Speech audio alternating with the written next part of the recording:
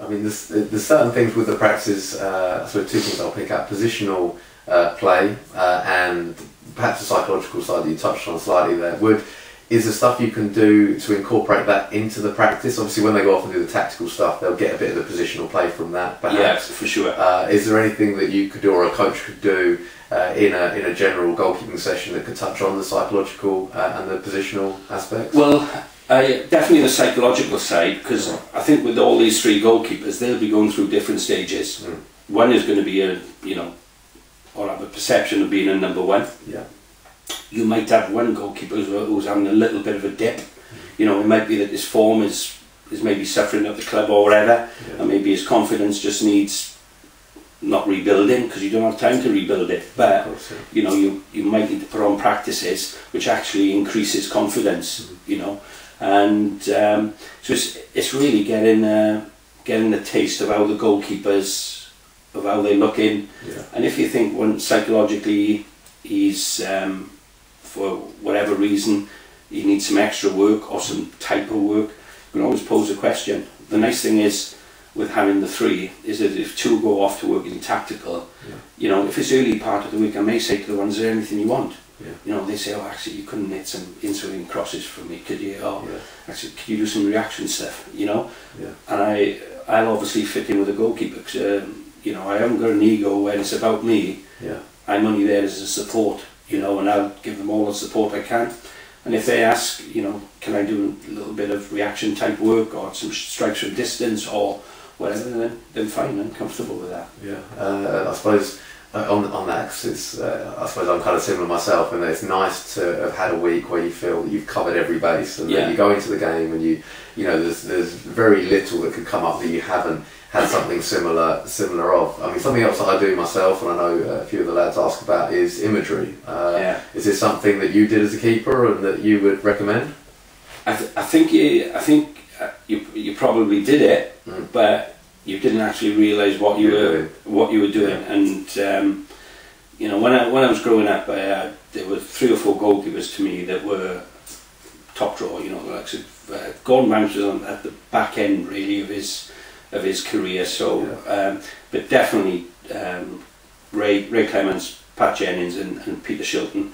And you know, as a kid, the imagery was just you know, these making saves, and you just imagine you doing exactly the same thing. You know, and I think at times we can get wrapped up in the psychological side of it, the word psychology, but a lot of it you've actually done in your early years without actually realising what you've almost daydreaming what you've been doing. You know, so it's definitely goalkeepers get you know, a lot of benefit from it. And you know, when you look at David James in the later part of his career, you know, this has been a massive part of his game prep. You know, when you see him before a game doing his warm-up, he'll do his practices, whatever he does, and then he'll walk off and he's in, you know, he's in the zone. But it's what's right for Dave or for Jamo that gets him ready for the game. That's the crucial thing for me, is that whatever the goalkeeper needs, come 6 or 7 minutes before kick-off, he's in the zone. Like I say, I suppose that each keeper is an individual, and everyone's got their own ways. I know David James, it fascinates me watching him, because you can visibly see him going through each motion, each action, and as you say, it's had obviously a lot of benefit for him. With younger keepers, obviously a lot of our coaches here will be coaching lads that will just have games on a Sunday, and they may have them earlier in the week. Training such as I guess power training, strength training, is it something you do a lot of with the keepers, or I guess if they're preparing for games, it's perhaps not something they would do that much of? Is it something you'd recommend though, for one? And if so, what kind of age would they get into it, and I guess what kind of drills?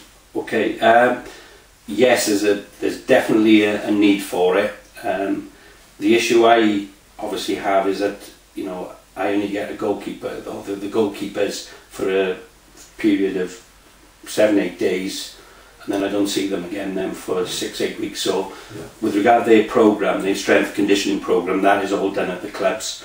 I just think the important thing is the earliest we see them is 15, 16. But the important thing is that they start learning actually the technique. So even if it's just a case of, you know, we're not talking about lifting massive weights, you know, as a youngster, but if they can just get used to the technique of whatever it is, even if it's a case of just using a broom handle, you know, in simplistic terms, just so that they get the right technique. Now they ain't going to have power at 9-10-year-old, you know, they're 10 years away from probably at least 19-20. Some of the bigger lads, you know, you talk to Chris Kirkland, when did he strengthen up? Probably 22-year-old, you know. So the important thing is that the technique, they're shown the correct technique at an early age, and then gradually, obviously physiologically, you know, if they're 14, are they 14 going on 16, or are they 14 with a fully grown beard, you know, 40, so it depends where they are physically, and that is an art. The one benefit now is that a lot of the clubs have got, obviously, the knowledge base within the academies, the centres of excellence, to help the physiological development of the players. But as I say, as an FA, we only borrow them, so they come into us. But when they come into us, even from 16, they all come within their individual programmes.